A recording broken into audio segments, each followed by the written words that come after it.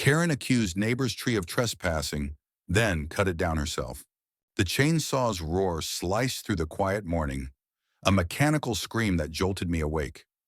I stumbled to my window, still half asleep, only to see Karen, my neighbor, wielding the tool like a warrior in her pristine yoga pants. By noon, the neighborhood would be buzzing not with gossip, but with the wreckage of a 50-year-old oak tree, now a corpse across two lawns. I'd moved to Maplewood Lane 6 months ago, chasing the suburban dream, a small house, a garden, and neighbors who waved instead of honked.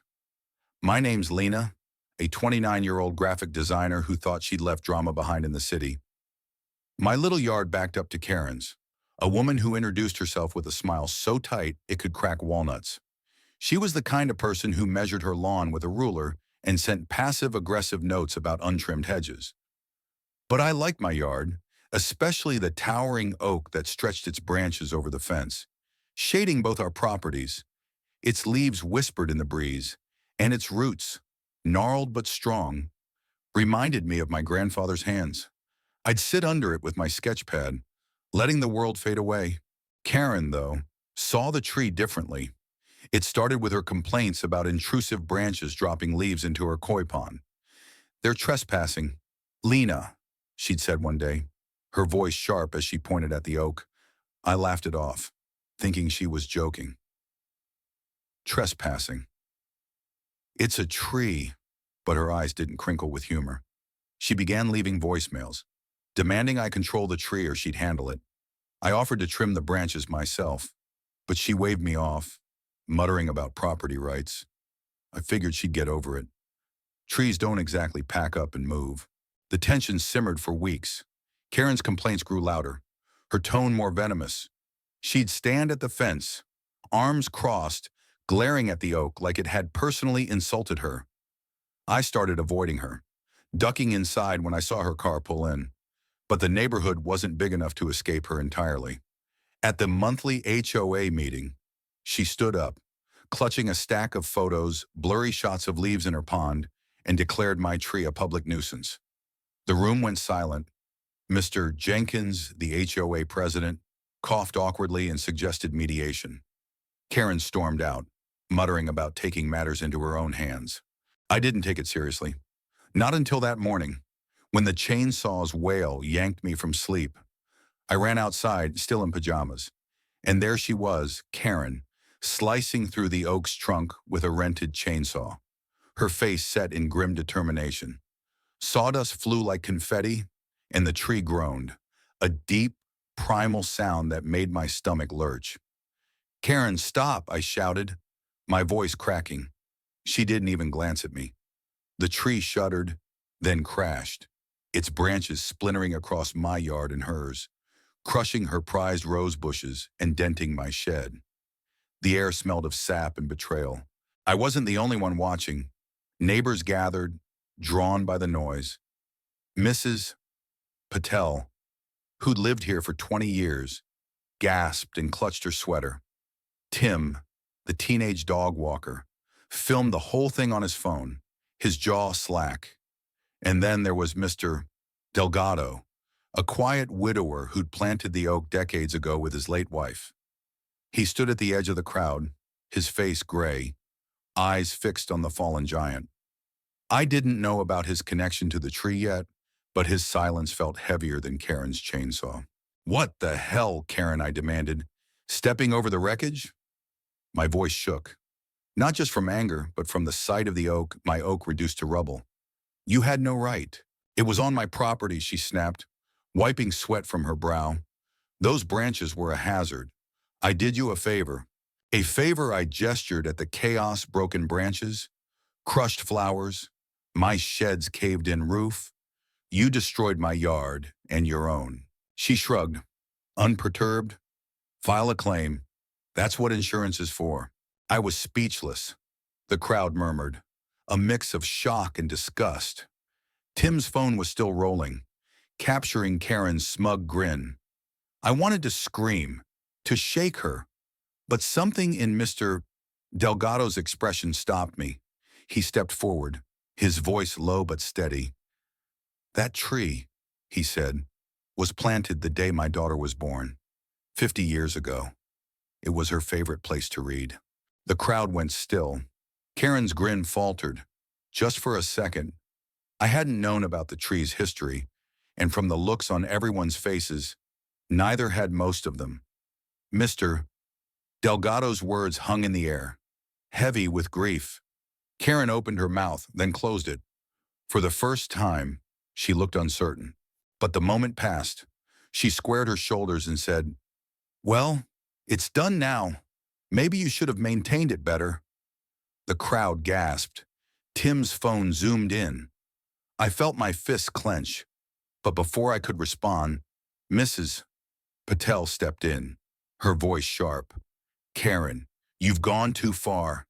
That tree was a landmark. You can't just destroy what belongs to all of us." "It was on my property," Karen insisted, but her voice cracked. The neighbors closed in, their murmurs turning to accusations.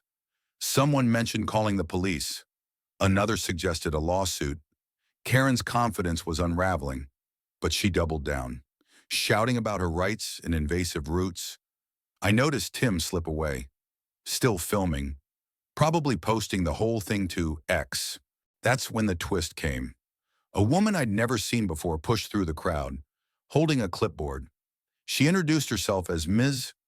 Carter, a city arborist who'd been inspecting trees in the area for storm damage. By sheer chance, she'd been 2 streets over when she heard the chainsaw.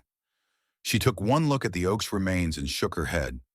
"This tree was protected," she said, her voice calm but firm.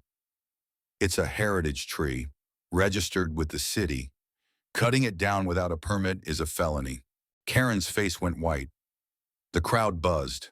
A felony? I hadn't known the tree was protected, and neither had Karen, judging by her stunned silence. Ms. Carter pulled out her phone, already dialing her supervisor. "You'll be hearing from the city," she told Karen, "and you'll need a lawyer." The confrontation escalated from there. Karen tried to argue, claiming she didn't know. But Ms. Carter wasn't having it. "Ignorance isn't an excuse," she said, jotting notes on her clipboard. The neighbors started sharing stories. Karen's endless complaints about noise, her demands to repaint mailboxes, her threats to sue over a kid's stray soccer ball. It was like a dam had broken, and all the resentment she'd sown came flooding out. I watched, still reeling, as the reality sank in. The oak wasn't just my loss, it was the neighborhood's. Mr. Delgado's story had shifted something in me, and I could see it in the others too. This wasn't just about a tree. It was about Karen's need to control, to dominate, to erase anything that didn't fit her perfect vision. And now, she'd gone too far. The police arrived an hour later, followed by a city official. They took statements, photographed the wreckage, and issued Karen a citation. The fine, Ms. Carter explained, could reach $10,000, not counting damages for my shed or Karen's own rose bushes. There was talk of restitution, maybe even jail time if the city pressed charges. Karen stood by her fence, arms crossed, but her bravado was gone. She looked small, almost pitiful, as the reality of her actions settled in. As the crowd dispersed, I approached Mr. Delgado. "I'm so sorry," I said, my voice thick. "I didn't know about your daughter." He nodded, his eyes on the fallen tree. "She'd have been your age," he said softly. "She loved that tree, said it made her feel safe." I didn't know what to say, so I just stood there, sharing his grief. Later, I learned from Mrs. Patel that his daughter had passed away years ago. A car accident. The tree had been his last connection to her. The days that followed were a blur. Karen's act went viral on X. Thanks to Tim's video, the hashtag Yasha Karen V's tree trended locally, with thousands of comments calling her out. Some were vicious, others darkly funny, but all agreed she'd crossed a line. The city filed charges, and I heard she hired a lawyer, though no one expected her to win. I filed an insurance claim for my shed, and the HOA started a fundraiser to plant a new tree in Mr. Delgado's honor. Karen kept to herself after that, her blinds drawn, her car rarely leaving the driveway. I saw her once, watering what was left of her roses, and she wouldn't meet my eyes. I didn't feel triumph, just a hollow ache. She'd lost more than a tree, she'd lost the neighborhood's trust, her own sense of control. The oak's absence left a gap in the skyline, but it also brought us together. Neighbors who'd barely spoken before now met to plan the new planting, to share stories, to heal. Looking back, I wonder what drove Karen to that chainsaw. Was it pride, fear of losing control, or just a need to be right? I'll never know. But I do know this actions have consequences, and sometimes they cut deeper than any blade. What do you think? Was Karen just protecting her space, or did she go too far? Share your thoughts below.